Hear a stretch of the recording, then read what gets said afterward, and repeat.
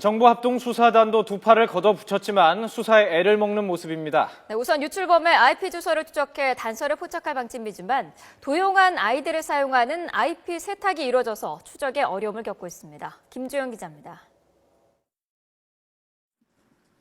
유출범은 사설 인터넷망 VPN 업체를 통해 IP를 할당받는 방식으로 인터넷 접속 장소를 숨겼습니다. VPN 업체를 통해 받은 IP에는 암호화 기법이 적용돼 있어 올린 글의 IP를 확인해도 소재지가 곧바로 특정되지 않습니다. 의도적으로 VPN을 사용하며 IP 추적을 회피한 일종의 세탁 IP인 셈입니다. 이에 따라 정부 합동수사단은 국내 VPN 업체 2곳을 조사해 유출범으로 지목된 인물이 도면 자료 등을 인터넷에 올릴 때 할당받아 사용한 국내 IP 여러 개를 확보했습니다. 합수단은 유출범이 IP를 여러 차례 옮기는 방식으로 IP를 숨긴 것으로 보고 할당받은 IP 가운데 실제 접속 장소가 국내인 경우를 우선 선별하고 있습니다.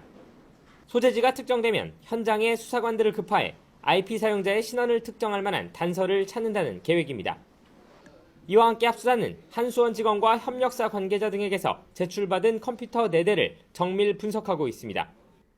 우선 컴퓨터 4대가 악성 코드에 감염된 것으로 확인됨에 따라 자료 유출에 사용할 만한 프로그램이 심어져 있는지 등을 확인할 계획입니다. 이런 가운데 합수단 수사를 비웃기라도 하듯 유출범이 문건을 추가로 공개하면서 수사팀의 부담은 더욱 커졌습니다. 합수단 관계자는 추가 유출 수사 역시 미국 트위터사의 협조가 필요한 부분이라고 말하며 추가 유출에 대해 수사팀이 즉각적인 대응을 하기 어렵다는 점을 내비쳤습니다. 합수단은 성탄절을 전후로 대대적인 문건 유출을 예고한 상황을 고려해 유출범을 특정하는 작업에 속도를 내겠다는 방침입니다. YTN 김주영입니다.